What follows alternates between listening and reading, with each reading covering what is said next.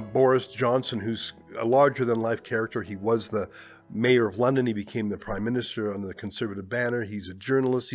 He's one of a kind. He's got that shocking hair and a great sense of humor, great vocabulary, great style. Yeah. But if you look at him on the issues, he was for what they call net zero. Like, he was a bicycling environmentalist that he would boast about. He also was a mass immigration guy. So on two key issues, I think he was on the wrong side. And if you look at the Reform UK now under Nigel Farage, he's taking the opposite point of view on both those issues, and he's attracting some defectors from the shrinking Conservative Party. I think you're right to draw an analogy with how Reform and Conservatives split in Canada and then recombined a little bit stronger. Can I ask you a question about the UK? Because you're there now, you spend time there, you know people there. I think about the Brexit referendum, which sneaked up on people because it was regarded as almost a joke. It was the government's way of saying, fine, we'll give you your referendum, you'll lose, and then can we please stop talking about it? Like, that's how it felt.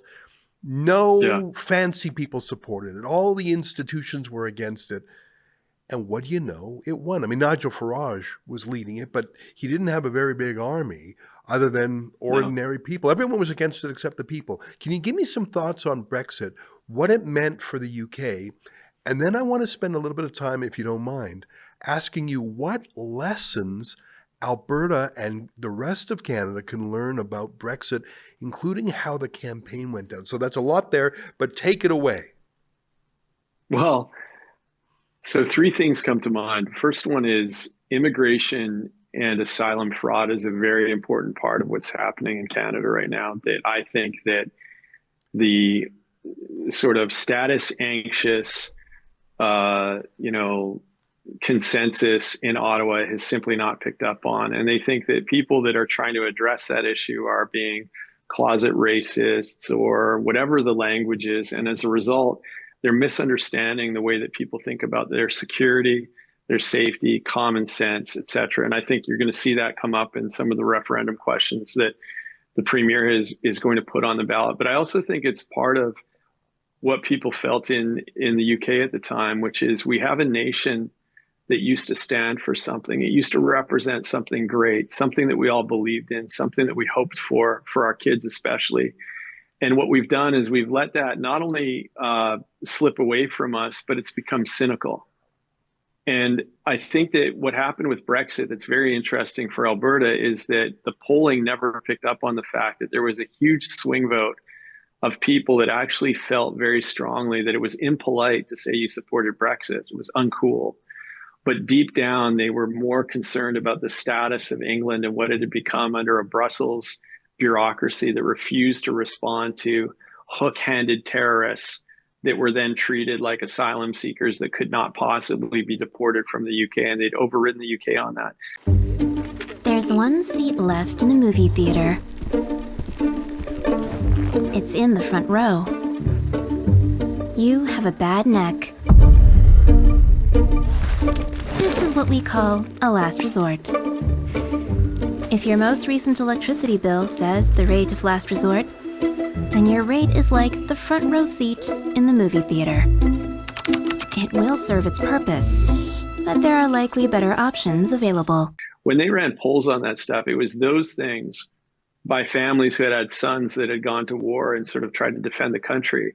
And you had these European human rights courts, and you're seeing this happen in Canada right now, that were working against every form of human rights inside the UK by insisting that known terrorists were allowed to operate, even though they were connected with complete atrocities. And I think that life is larger than economic logic. And I think for a lot of people, what's happening in Alberta is very similar to what happened in the UK under Brexit, which is this sense that it's not simply about whether or not we can, the UK can do fine economically if we disentangle from Brussels in certain ways.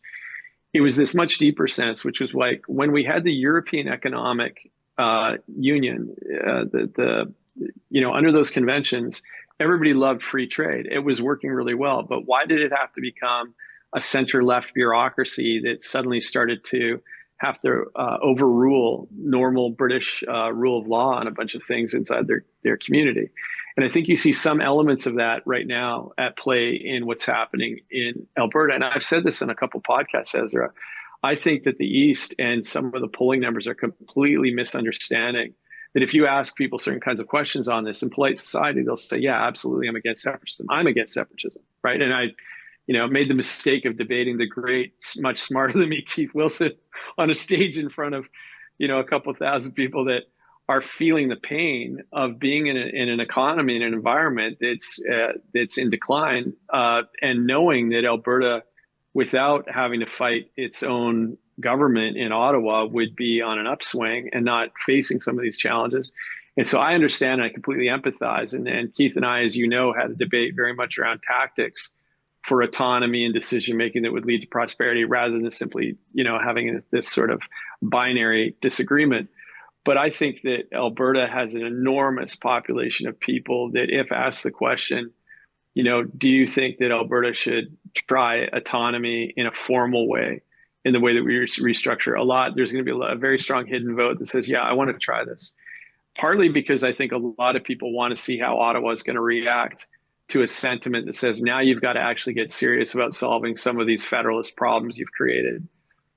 I think the answer is for all provinces in Canada to have full federal structure, very similar to what Quebec's got. I think that's the direction that this is going to go and probably end up. But I think along the way, when you look at what happened in Brexit, and I expect that the team that wants more autonomy is going to start using some of the same framing that was used in Brexit in order to achieve popular support for that. We're going to be talking a lot more to our British cousins about what happened, how it worked, and what to do about it. In the UK, I followed it a little bit because I didn't think it had a chance. I remember first hearing about it. I thought, boy, this sounds like an obscure project. And it was sort of the same time as Donald Trump. It was a little bit before him, if I'm not mistaken. And it was just sailing through under the radar like Trump was at first. Everyone thought Trump was a joke. Yeah.